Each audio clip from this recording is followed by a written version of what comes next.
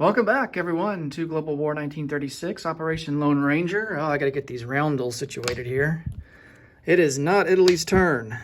It is USA, turn 13. All right. So we have 7 tech rolls. We are now at war with the Axis. Finally, long last.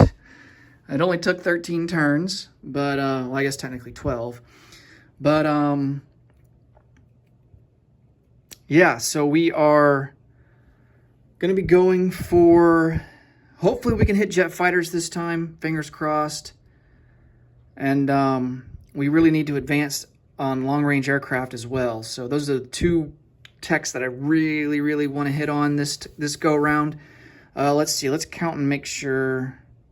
1, 2, 3, 4, 5, 6. So we can put 1 more on the board. I think we're tied with Germany with completed techs. Yeah, we're both at 5. So we're catching up. We're catching up. Germany's about to complete 2 more, though. Let's see. Oh, what do we want to go for?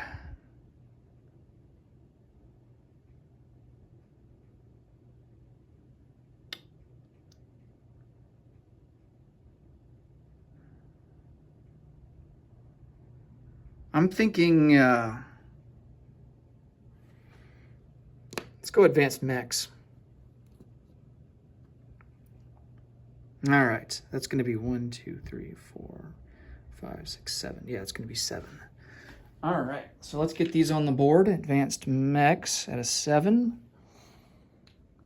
Airborne at a 7. Amphib Doctrine at a 7.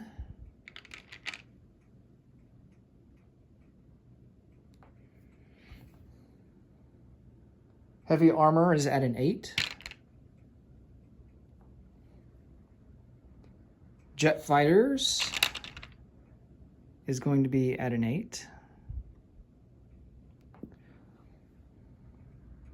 Long Range Aircraft at an 8. And then, last but not least,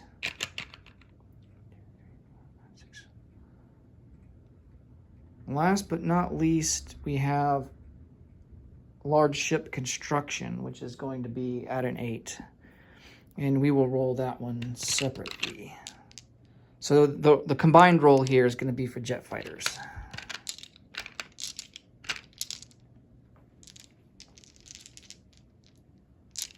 All right. Well, goodness. The only one we hit on was long-range aircraft. That is abysmal. Fail. Just going to double check here. Fail, fail, fail, and fail. Goodness. Who's in charge of America's research and development? Because they need to be fired. All right. I guess we can try and go. We'll need to go for large ship construction. Maybe we can hit on that. Oh, yes, we hit on it. Okay. I guess they heard my complaints and listened to me. Okay, so large ship construction is up to stage 2. Long-range aircraft is up to stage 2.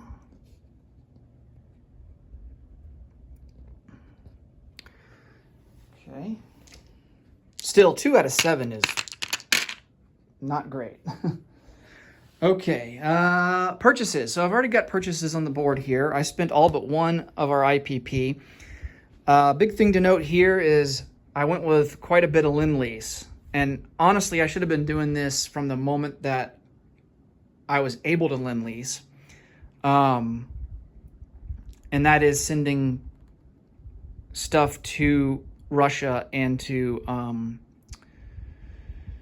the UK. Now, as the Allies, I'm a little bit on the fence about sending stuff to Russia because if you're helping Russia out, is it going to really make that much of an impact on their achieving their strategic objectives, because you don't want to help them achieve their strategic objectives, because you're technically competing against them, even though you're both at war with the same enemy. So, it's kind of, it's kind of depends on the situation kind of thing. And, Russia is, I think, Germany still has some work to do in Russia, but Russia is definitely on the defensive, so we're going to help them out a little bit there. And I do think that if we can use Russia to help reduce or maybe even go on the offensive at some point later in the game and take away some strategic objectives from Germany then in the Axis, then that will only help us, because at this point in the game, I don't think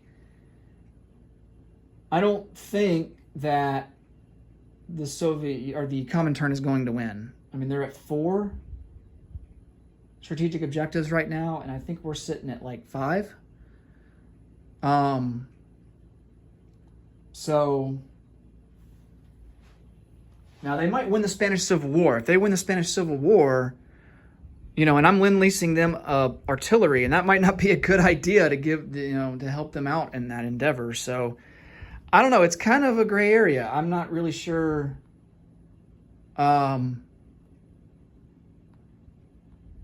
Maybe it's better off using that money spent on my own units, but we're going to try it this time. We're going to lend-lease the Republican Spanish a artillery. The Soviets are going to get a mechanized infantry from us. The British are going to get a strategic bomber.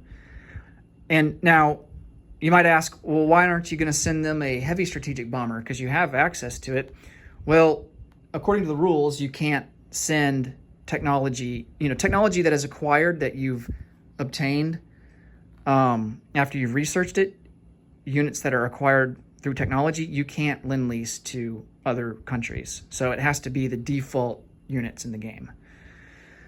So there's that. And then we're also going to lend-lease a port upgrade to the Free French, which is going to go over here into French Guiana. And the reason for that is so that we can have a lend-lease supply that can reach all the way to Cameroon, so that we can supply them there in Africa at some point down the road.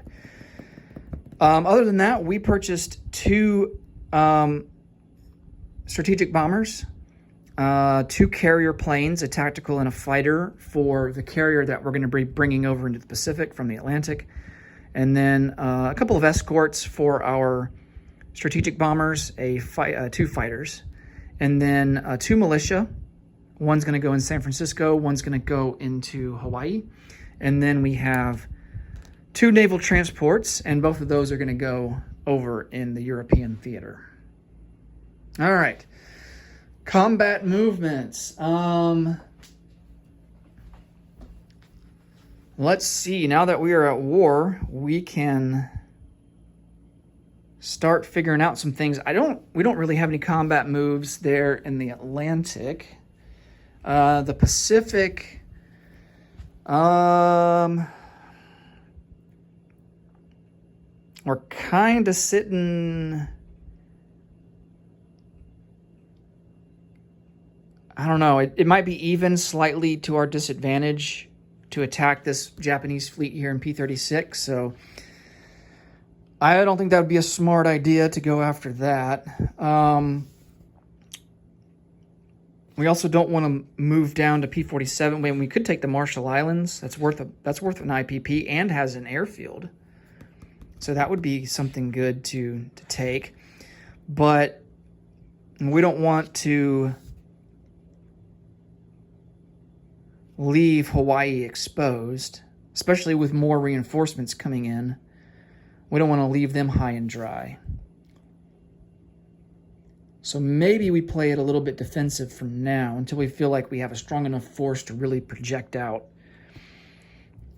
We don't have long-range aircraft yet, so we're not going to be able to use our heavy strategic bomber from Attu and Kiska, and we don't have an airfield, so we're going to need that technology in an airfield out to Kiska to be able to strategic bomb Tokyo or Honshu. Either one would work.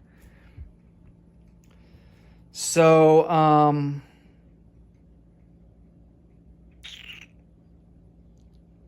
yeah, I don't really think we have any combat moves this go around. We're still kind of getting to a place where we feel comfortable in launching assaults without taking significant losses. So let's go ahead and do some non-combat moves. We are going to... Now, we can't strategic naval these guys, so we are going to move all of these ships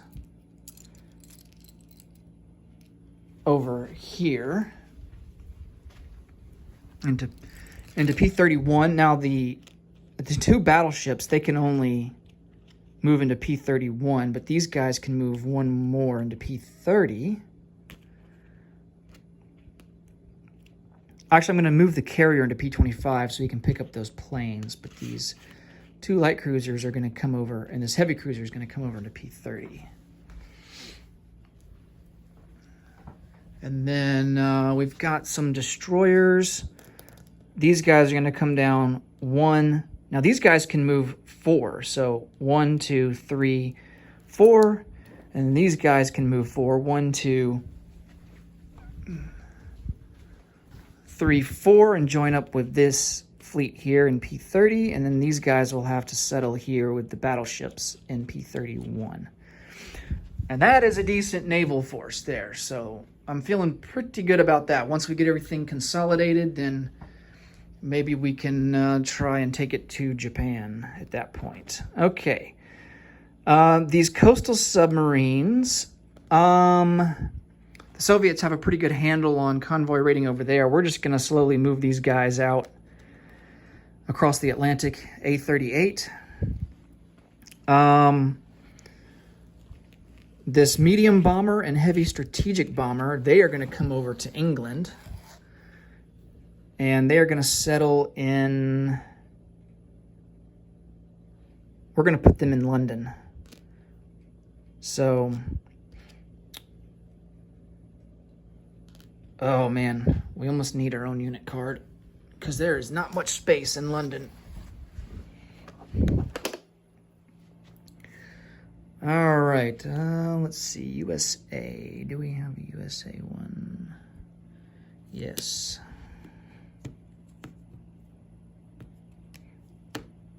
And of course, it's right at the bottom.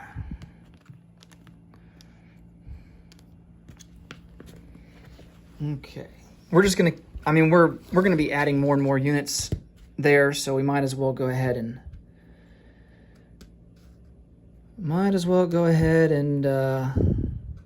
make a unit card.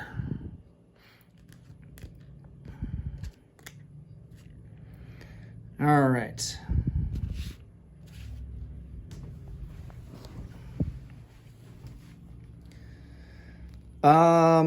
Let's funnel over some troops. So, an infantry and a light tank, we're going to send them over 1, 2, 3, 4 in North Africa. They're going to join up with these British forces here in French Morocco. Oh, wait, we can only go 3. What am I thinking? That's a naval transport. So that's going to be 1, 2, 3. So he's going to have to stay out at sea. This other naval transport, he's going to pick up. We can strategic naval move a couple of these guys. So, in which case we would get a movement of 5, I think. But the ship and the units aboard the transport all count as 1 strategic naval move. So, and I think we get, I want to say the U.S. gets 4. Let me look that up. Which would still only mean that we could only move one guy, or one fully loaded transport. So let's see. Yeah, we start with 4. We have a strategic, the sphere of influence that gives us more than that. Do we still have sphere of influence? Or did we lose that? Possess Wake. Oh no, we lost Wake and Guam. Oh no. Oh boy. All right, well, the Allies are now tied with the Comintern for strategic objectives. 1, 2, 3, 4. Yeah. Oh man. Okay. So we only have 3 strategic naval moves. So we're going to load up. We're going to load up this guy here, this infantry and artillery, and they're going to move 1, 2, 3, 4. Strategic naval move, and they're going to go into southern England. And then this guy's going to come up 1, 2, 3, 4, 5. He'll strategic naval move, and on the way pick up these guys. No, he can't strategic naval move because that's 3. That counts as 3. So he can only move regularly. So he only has a movement of 3. So that's going to be 1, 2, and 3. So he'll have to settle here in A19. Alrighty. And then over here we have this carrier off San Francisco, and he is going to come over into, man, I need a unit card, another unit card. Let's see. Oh, this one looks cool. This is kind of a Navy themed one. So we'll use this one. That's pretty sweet. Let's see if we can find it here in the deck. Canada, US, there it is.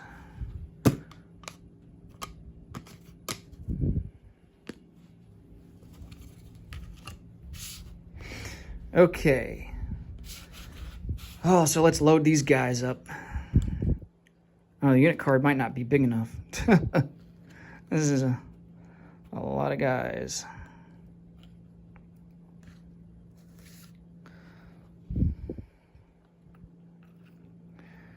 Okay. Yeah, so I think the strategy is just to kind of hang out, consolidate our forces before we try anything crazy. I didn't get it on, I didn't video record it or anything, but the last game of this I played with the United States, I made the mistake of attacking the Japanese fleet too early. And it wasn't totally in my favor. I mean, I got diced a little bit, but still, I don't think it was a wise move to throw everything at the Japanese fleet that soon. So we are not going to make that same mistake again. These two, trying to think if I want to send these coastal submarines out by their lonesome or not.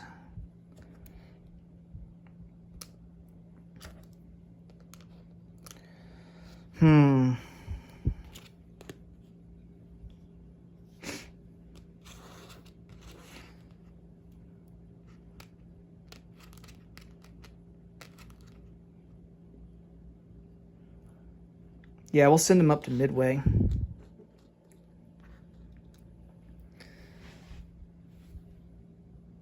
And I think that will be all. Yeah, those guys have already been moved.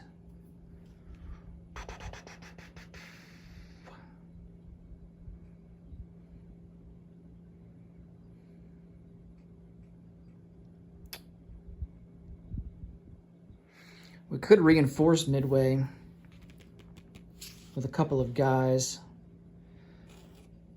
and then put this guy in port. Hopefully that will deter them from launching an amphib assault there. Let's get an import. Now, the coastal submarines can't go into port because there has to be a submarine base there, which there is not. So, but the troop transport can definitely go into port. Okay.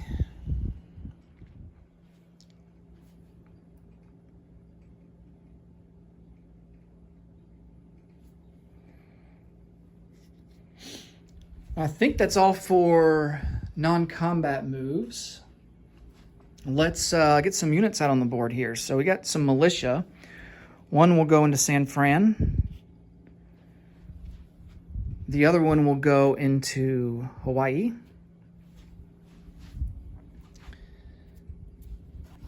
These two naval aircraft will go aboard this carrier here.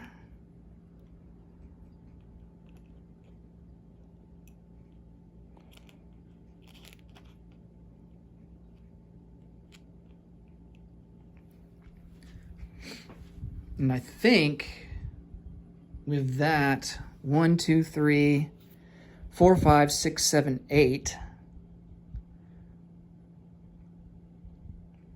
He has 1, 2, 3, 4, 5, 6, 7. So yeah, so his strategic objective, Kido Butai, comes off the board because we have more than him now. But we have to have double undamaged capital vessels than Japan in order to get our strategic objective of Big Blue Fleet, I think it is. Let's double check that one.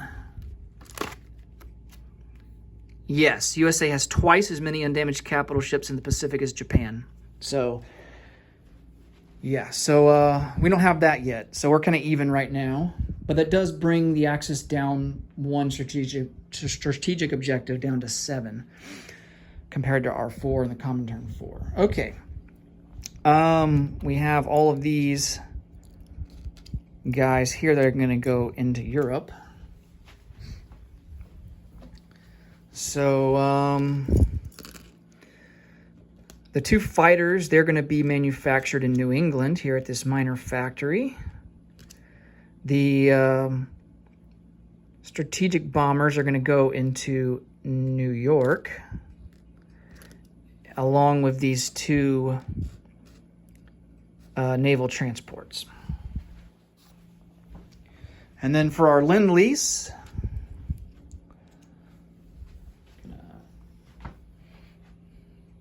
put that roundel away.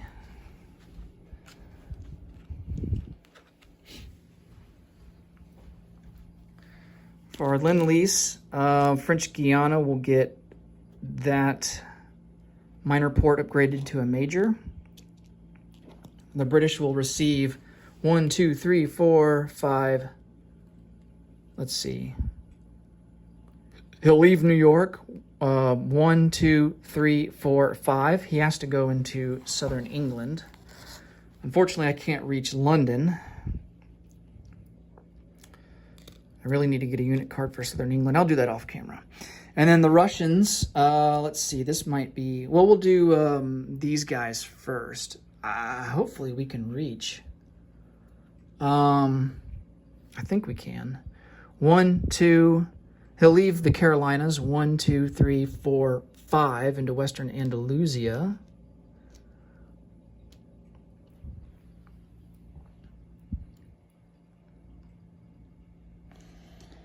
For the Russian advanced mech, I think we can use British. Yeah, I think we can use allied ports to link up. So we're gonna leave New York. 1, 2.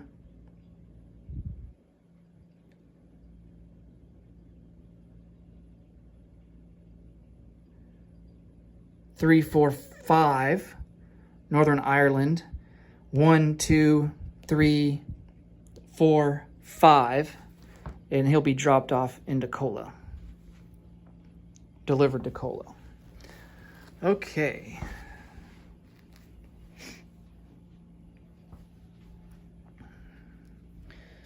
And I do believe that is all. All right, let's see if we get any bonus IPP. I'm pretty sure we do. We have home country. So that is something that we get. That's plus 12. So that is going to be super helpful.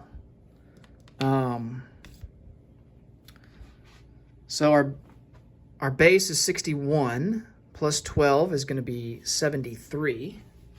So that's going to be our total. 50, 60,